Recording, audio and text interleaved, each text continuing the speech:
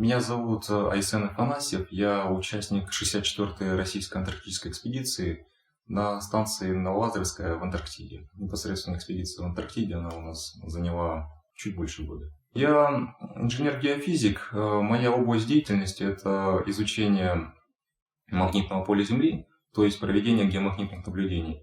Вот Антарктида – это очень удобное место для проведения подобных исследований и наблюдений, так как для работы вот этой магнитно-вариационной станции необходимо, чтобы рядом не было никаких серьезных помех. Железа, ферромагнетиков, это вот такие как транспорт, машины, большие города. Вот в Антарктиде ничего этого почти нет, поэтому там прям идеальная площадка для всего этого, для проведения наблюдений. Я родился в поселке Сангар в Кобяйском районе. Для нас, многих якутян, моих земляков, такие условия вполне даже привычные. Я приехал, для меня не было это чем-то прям совсем уж невероятным. Да, все очень необычно, все такое, но также вот, да, как у нас очень холодно, также очень мало народу, и также у нас там очень такой сплоченный коллектив, который всегда готов помочь друг другу. На станции у нас было 33 человека. В этот состав у нас входит сам начальник станции, радист, специалист по информатике, по спутникам, научный состав, в который входили метеоролог, озонометрист, 3 геофизика, в том числе я, сейсмолог, эколог.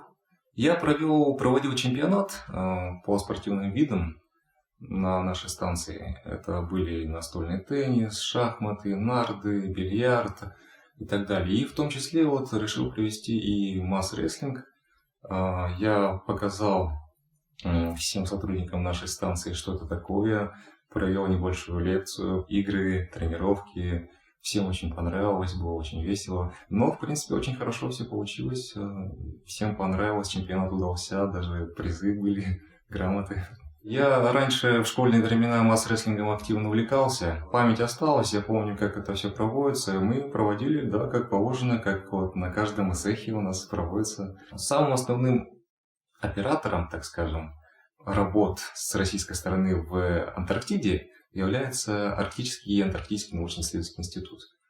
Нужно приехать туда, подать заявку, резюме, и если вы подходите по своей должности, по своей специальности и навыкам, то вас возьмут на одну из зимовочных или сезонных станций.